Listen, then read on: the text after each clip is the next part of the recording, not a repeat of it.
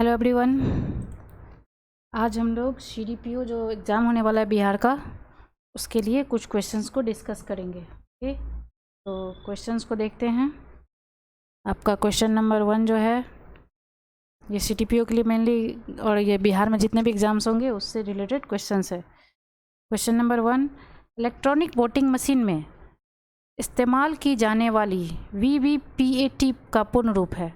इसका पूर्ण रूप है voter verifiable paper audit trail. Okay, और ये जो है आम चुनाव 2014 में एक पायलट परियोजना के रूप में 547 संसदीय निर्वाचन क्षेत्रों में से 8 में VVPAT प्रणाली की शुरुआत की गई थी, और ये VVPAT से भरा EVM 2017 विधानसभा चुनावों में संपूर्ण गोवा राज्य में इस्तेमाल किया गया था।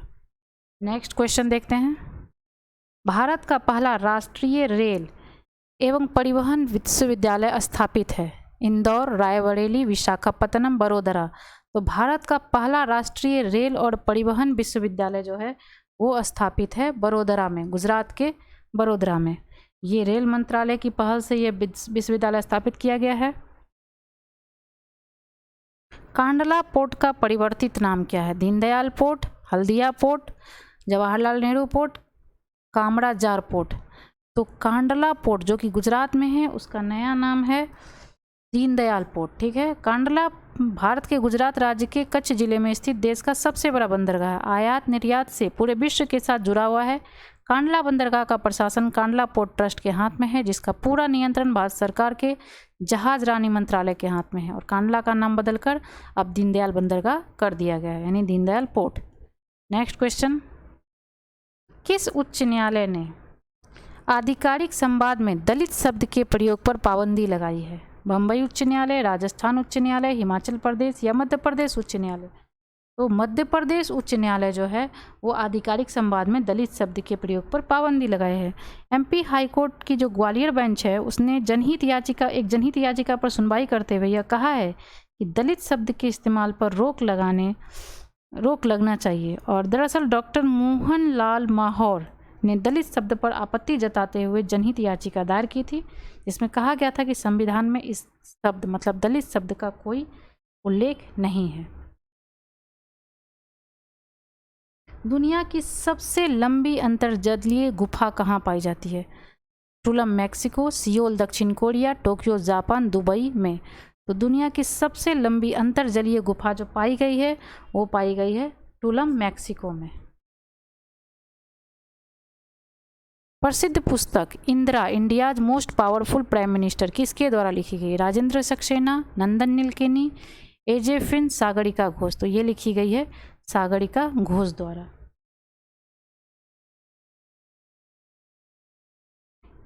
Conflicts of interest, my journey through India's green movement, ये किसके द्वारा लिखी गई है? संजय मांजरेकर, सुनीता नारायण, राजीव महर्षि, राजल गुप्ता। तो ये लिखी गई है सुनीता नारायण द्वारा। प्रद्योत कहाँ का राजा था? काशी, कौशल, मगध, अवनी। तो प्रद्योत जो था वो राजा कहाँ का था? वो राजा था अवंती का। ठीक है, ये सुनीक प्रद्योत जो था वो सुनीक का पुत्र था। प्रद्योत वंश के संस्थापक भी थे ये। और प्रद्योत मलेच्छियों से अपने पिता का प्रतिशोध लेने के लिए मलेच्छ यज्ञ करने के कारण मलेच्छ हंता भी कहलाया था।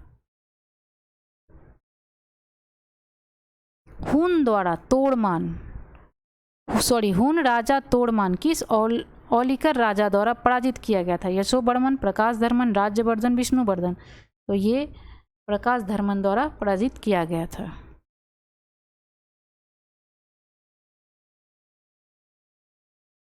तंजावुर में बृहदेश्वर मंदिर का निर्माण किस राजा द्वारा करवाया गया था? राजराज प्रथम, राजेंद्र प्रथम, राजेंद्र द्वितीय, कुलोत्तुंग प्रथम। तो तंजौर में जो बृहदेश्वर मंदिर है उसका निर्माण करवाया गया था राजराज प्रथम द्वारा। ठीक है, बृहदेश्वर मंदिर जो है चोल वास्तुकला का शानदार उदाहरण है। निम्नलिखित अभिलेखों में से किसमें विधवा दहन का उदाहरण उल्लिखित है? समुद्रगुप्त का एरन अभिलेख, बुधगुप्त का एरन स्तंभ अभिलेख, भानुगुप्त का एरन स्तंभ अभिलेख, तोड़मान का एरन बढ़ा अभिलेख, या उपरोक्त में से कोई नहीं। तो विधवा दहन का जो उदाहरण है वो है भानुगुप्त का एरन अभिलेख में। मोहम्मद गौरी गुजरात के चालुक्यों द्वारा कब पराजित हुआ था? 1192, 1191, 1185, 1178। तो मोहम्मद गौरी गुजरात के चालुक्यों द्वारा पराजित किया गया था 1178 ईस्वी में। मूलराज द्वितीय ने उसे आबू पर्वत की तलहटी में पराजित किया था और इस युद्ध का संचालन किया था नायिका देवी, जो मूलराज की पत्नी थी।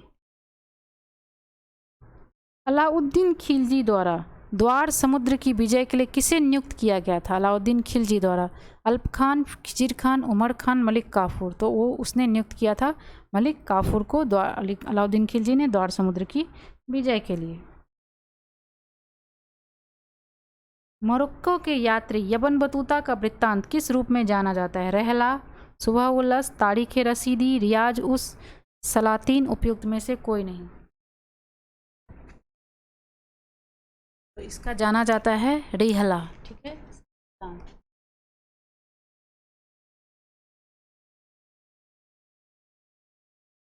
मोरक्को के जो यात्री थे इब्न बतूता, उसका वृत्तांत जो है रहला के रूप में जाना जाता है।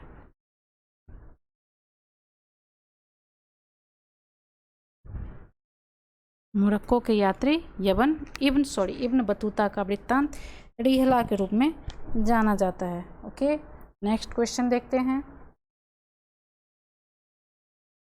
फतेहपुर सिकरी स्थित प्रसिद्ध बुलंद दरवाजा जामी मस्जिद का कौन सा प्रवेश द्वार बनता है? पश्चिमी, पूर्वी, दक्षिणी, उत्तरी। तो ये जो द्वार बनता है ये दक्षिणी द्वार बनता है। ठीक है। 15 का सी। 1601 में गुजरात विजय के उपलक्ष्य में अकबर द्वारा ये बनवाया गया था। बुलंद दरवाजा के केंद्रीय भाग में जो है एक शिलालेख अकबर के धार्मिक उल्लेखन का वर्णन करता है और सबसे ऊंचे प्रवेश द्वार को बनाने में, बुलंद दरवाजा का सबसे ऊंचा प्रवेश द्वार उसको बनाने में 12 साल लगा था। ठीक है। महात्मा गांधी पर चंपारण सत्याग्रह के लिए कब अभियोग चलाया गया था? 16, 17, 1916, 1917, 1918, 1919। तो चंपारण सत्याग्रह के लिए जो अभियोग चलाया गया था महात्मा गांधी पर, वो चलाया गया था 1917 में। महावंश के अनुसार बिंबिसार किस आयु में सिंहासन पर बैठा था? बिंबिसार जो है किस आयु में सिंहासन पर बैठा था? 15 वर्ष, 18 वर्ष, 20 वर्ष, 21 वर्ष। तो बिंबिसार 15 वर्ष की आयु में सिंहासन पर बैठा था महावंश के अनुसार। और यह हर्यक वंश का प्रतापी राजा था जो 15 वर्ष की आयु में 543 ईस्वी पूर्व मगध का सम्राट बना था। बराबर पर्वत श्रृंखला स्थित गोरखगिरी किसके द्वारा विजित की गई? मतलब किसके द्वारा जीता गया था? राजराज चोल, खाड़वेल, मिनांडर, पुष्यमित्र, शुंग। तो यह जीता गया था खाड़वेल द्वारा। 26 जून 1539 को शेरशाह और हुमायूं के बीच युद्ध कहाँ लड़ा गया? तेलियागढ़ी, रोहतास, चुनार, चौसा। तो ये लड़ा गया था चौसा में। हल्दी घाटी का युद्ध था 26 जून 1539। ठीक है।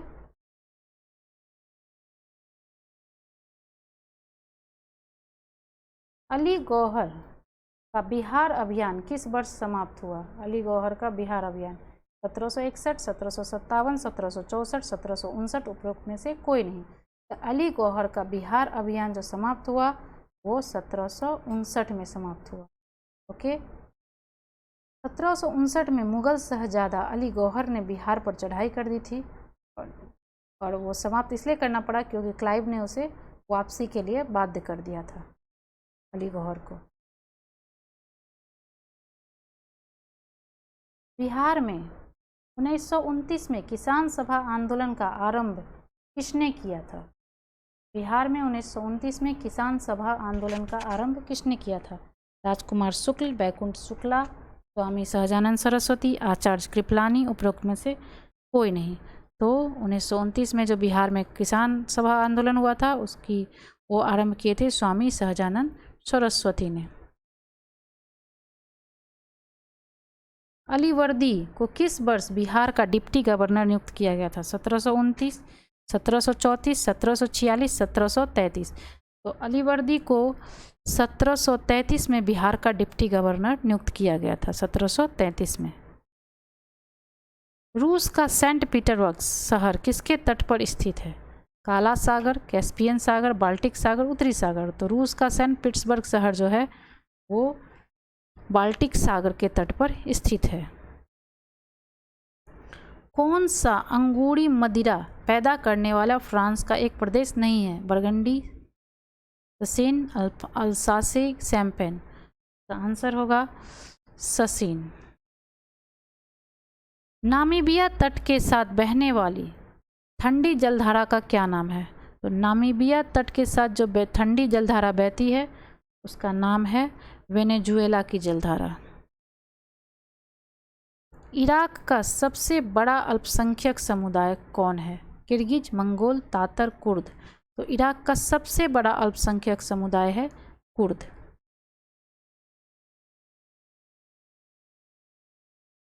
ब्राज़ील के पठार के घास के मैदानों को क्या कहते हैं? Pampas, campos, velds, downs. तो ब्राज़ील के पठार के घास के मैदानों को कंपोस कहते हैं। भारत में जिन क्षेत्रों में शुष्क भूमि कृषि की जाती है उनमें वार्षिक वर्षा कितने से कम होती है? कितने सेंटीमीटर से? 150, 125, 100 सेंटीमीटर, 75 सेंटीमीटर। इसका आंसर हो जाएगा 75 सेंटीमीटर। यानी भारत में जिन क्षेत्रों में शुष्क भूमि कृषि की जाती है वहाँ जो वार्षिक वर्षा होती है वो 75 सेंटीमीटर से कम होती है। थार मरुस्थल की सिंचाई करने वाली इंदिरा गांधी नहर का उद्गम स्थल कहाँ है? भाखड़ा नंगल, हथनीकुंड बराज, हड़ीके बराज, रंजीत सागर बांध। तो थार मरुस्थल की सिंचाई करती है इंदिरा गांधी नहर, इसका उद्गम स्थल है Harike barrage. Okay, Harike barrage. Indira Gandhi नहर का उद्गम हड़ीके बैराज के निकट से ब्यास एवं सतलज नदी के संगम से होता है। मुख्य नहर की लंबाई जो है 649 किलोमीटर है और इस नहर से पश्चिमी राजस्थान के बहुत सारे जिले में खेती की जाती है। ठीक है। भारत के निम्नलिखित क्षेत्रों में से कहाँ उष्णकटिबंधीय आर्द्र सदाबहार वन नहीं उगते? पूर्वी घाट, पश्चिमी घाट, अंडमान द्वीप, उत्तर पूर्वी क्षेत्र। इसका आंसर हो जाएगा पूर्वी घाट। दंडकारण्य में इंद्रावती, सबड़ी किसकी सहायक नदियां हैं? महानदी, गोदावरी, कृष्णा, दामोदर या उपयुक्त में से कोई नहीं। यहाँ नद है या नदी होगा। तो महानदी की, गोदावरी, कृष्णा, दामोदर। दंडकारण्य में इंद्रावती, सबड़ी किसकी सहायक नदियां हैं? तो ये सहायक नदियां हैं गोदावरी नदी की। निम्नलिखित में से कौन सी वायुमंडलीय विशेषता भारतीय ग्रीष्म मानसून के प्रदर्शन से संबंध है? उष्णकटिबंधीय पूर्वी जेट स्ट्रीम, ITC जेट का खिसकना, तिब्बती उच्च, ला नीना। उपयुक्त में से कोई नहीं या एक से अधिक। इसका आंसर हो जाएगा उपयुक्त में से कोई नहीं, एक से अधिक, ई। मणिपुर की मध्य घाटी में संकेंद्रित गैर अनुसूचित लोगों को कहा जाता है? मैतेई, मिशिमी, कुकी, अपाता, नीश। तो मणिपुर की मध्य घाटी में संकेंद्रित गैर अनुसूचित लोगों को कहा जाता है मैतेई। जवाहर सुरंग किसके नज़दीक स्थित है? बारालाचा, बनिहाल दर्रा, चांगला, खादुंगला। तो जवाहर सुरंग जो है यह बनिहाल दर्रा के निकट स्थित है जो कि जम्मू कश्मीर में है। ठीक है। 300 किलोमीटर लंबा राजमार्ग है और जिसमें यह सुरंग बनी है, जवाहर सुरंग।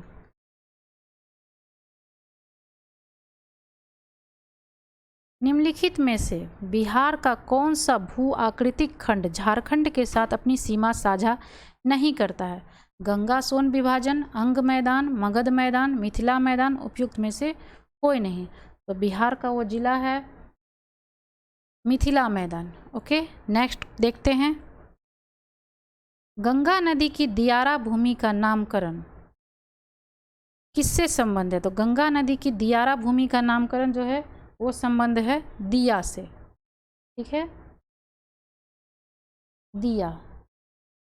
नेक्स्ट है बिहार में गंगा में मिलने वाली सोन नदी का स्थल है।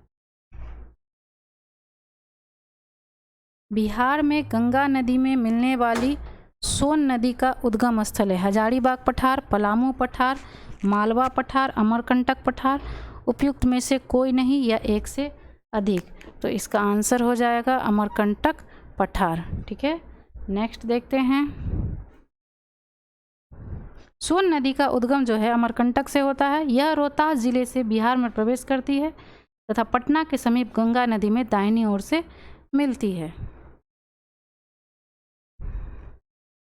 संख्यात्मक रूप से बिहार की सबसे बड़ी अनुसूचित जनजाति है मुंडा, संथाल, गोंड, कोड़ा। तो इसका आंसर हो जाएगा संथाल। संख्यात्मक रूप से जो है बिहार की सबसे बड़ी अनुसूचित जनजाति जो है संथाल है। बिहार सरकार की ऑर्गेनिक कॉरिडोर योजना के तहत किसके किनारे जैविक कृषि को बढ़ावा दिया जाएगा? गंगा नदी, राष्ट्रीय राजमार्ग, तराई पट्टी, नगरीय केंद्र, उपयुक्त में से कोई नहीं या एक से अधिक। तो इसका आंसर हो जाएगा गंगा नदी। भारत का संविधान किसके द्वारा ग्रहण किया गया? गवर्नर जनरल, ब्रिटिश संसद, संविधान सभा, भारत का संसद। तो भारत का संविधान जो है वो संविधान सभा द्वारा ग्रहण किया गया। स्वतंत्रता, समानता और भ्रातृत्व की प्रेरणा कहाँ से आई? अमेरिकी क्रांति, फ्रेंच क्रांति, रूसी क्रांति, चीनी क्रांति, उपयुक्त में से कोई नहीं या एक से अधिक। तो स्वतंत्रता, समानता और भ्रातृत्व की प्रेरणा जो है वो आई फ्रेंच क्रांति से, फ्रांस की क्रांति से। ओके, नेक्स्ट देखते हैं, निम्नलिखित में से कौन सा भारतवर्ष को एक धर्मनिरपेक्ष राज्य के रूप में वर्णित करता है? मौलिक अधिकार, 9वीं सूची, मौलिक कर्तव्य, संविधान की प्रस्तावना, उपयुक्त में से कोई नहीं। तो भारतवर्ष को धर्मनिरपेक्ष राज्य के रूप में वर्णित करता है संविधान की प्रस्तावना। भारत के संविधान का कौन सा अनुच्छेद देवनागरी लिपि में हिंदी को संघ के सरकारी भाषा के रूप में मान्यता देता है? 341, 342, 343, 346। तो 343 नंबर अनुच्छेद जो है वह भारत के संविधान का 343वां अनुच्छेद देवनागरी लिपि को हिंदी को संघ के सरकारी भाषा के रूप में मान्यता देता है। इसमें कहा गया है 343 अनुच्छेद में कि संघ की राजभाषा हिंदी और लिपि देवनागरी होगी। संघ के शासकीय प्रयोजनों के लिए प्रयोग होने वाले अंकों का रूप भारतीय अंकों का अंतर्राष्ट्रीय रूप होगा।